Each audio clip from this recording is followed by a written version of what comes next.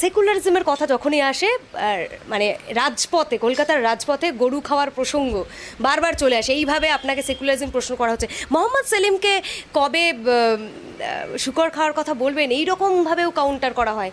কি বলবেন আলটিমেটলি, মানে এত দুর্নীতি, এত ইস্যু, সেখানে ধর্ম জাতপাত নিয়ে দেখুন, এ প্রসঙ্গে আমি বহুবার বলেছি, আমি বহুবার প্রকাশ্যে চ্যালেঞ্জ করেছি যে আপনারা দেখান হিন্দু ধর্মের কোথায় আছে। হিন্দু ধর্ম বলতে কিছু নেই।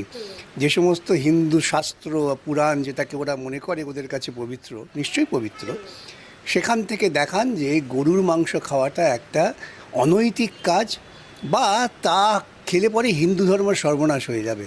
আজ পর্যন্ত কেউ দেখাতে পারেননি, প্রথম কথা। দ্বিতীয় কথা, আসলে ওরা ওদের অপরাধটাকে আড়াল করতে চান। ওরা কি অপরাধ করেছেন?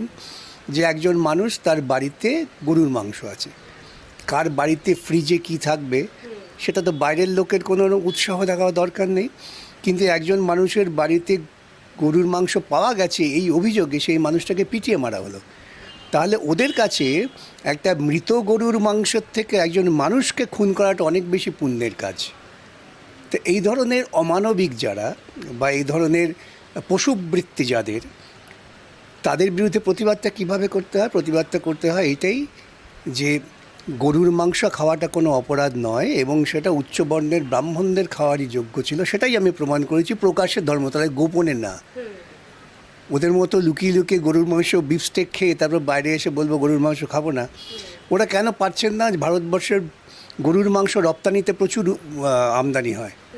ওরা এতই যদি গরু প্রীতি হয়, এতে গরুর মাংস রপ্তানি বন্ধ করছেন না কেন?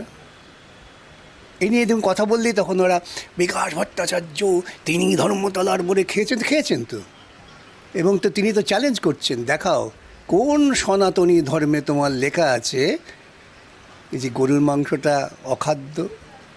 আর ভারতবর্ষের বুকে, গোটা পৃথিবীর বুকে গরিব মানুষের প্রোটিন হচ্ছে গরুর মাংস।